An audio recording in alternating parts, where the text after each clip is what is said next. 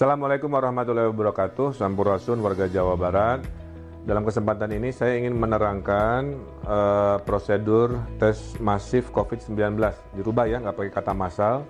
Tes masif, jadi jumlahnya banyak tapi terbatas kepada yang prioritas. Nah, tes masif COVID-19 ini tujuannya bukan untuk ngetes semua orang. Ya, sekali lagi bukan untuk mengetes semua warga. Tujuannya adalah mencari peta persebaran COVID-19 dari mereka-mereka yang dicurigai dan radius ya mereka di mana.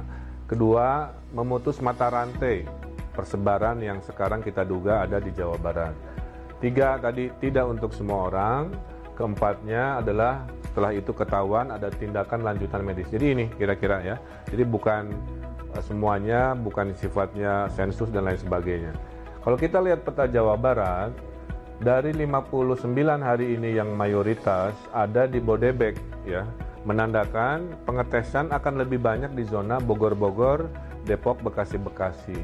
Kemudian masih berikut paling banyak di Bandung Raya sesuai jumlah positif COVID-nya, yaitu Kota Bandung, Kabupaten Bandung, KBB, Cimahi, Sumedang, dan seterusnya. Nah, yang kita lakukan ini mengikuti model Korea Selatan yang dianggap paling baik. Ini dipilih Pak Presiden. Tidak ada yang namanya lockdown, ya, tapi dimasifkan tesnya. Itu Korea Selatan. Bedanya orang Korea, si opa-opanya, ahjusinya, disiplin, kira-kira begitu. Ini harus jadi tantangan kita di Jawa Barat. Nah, kalau di Korea Selatan, kita lakukan juga sama, yaitu multi opsi, ya. Opsi pertama door to door ada, kita juga. Opsi kedua dites di rumah sakit masifnya ada.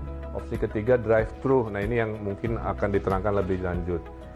Kalau kita berkaca pada Korea Selatan, yang dites itu hanya 300.000 dari 51 juta penduduk.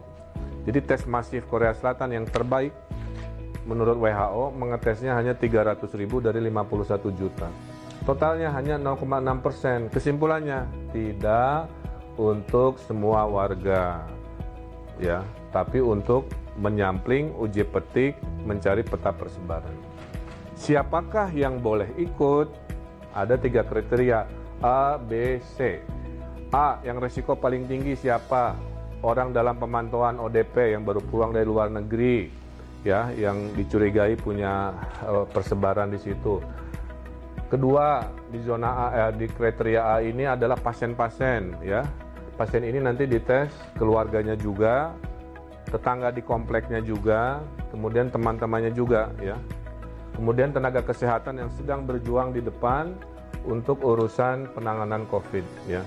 Nah, ini akan dites menggunakan door to door dan di rumah sakit. Jadi ini nggak drive thru. Kemudian B, nah kategori B jika Anda adalah tenaga kesehatan umum di puskesmas, di klinik, jika Anda profesinya interaksi sosialnya sangat tinggi massal, ya. Misalkan Babinsa bertemu warga banyak, Babin Kaptimas Polri bertemu warga banyak, kemudian pedagang pasar tradisional yang interaksinya banyak, para ulama yang interaksi bersama warganya banyak dan umatnya, para pejabat publik yang berinteraksi dengan warganya banyak, petugas bandara yang bertemu dengan orang banyak, imigrasi. Inilah masuk kategori B yang akan menggunakan drive-thru. Terakhir, jika Anda warga Jawa Barat yang ada gejala-gejala, nggak enak badan, sakit-sakit, dan butuh keyakinan, maka Anda masuk kategori C yang bisa dites.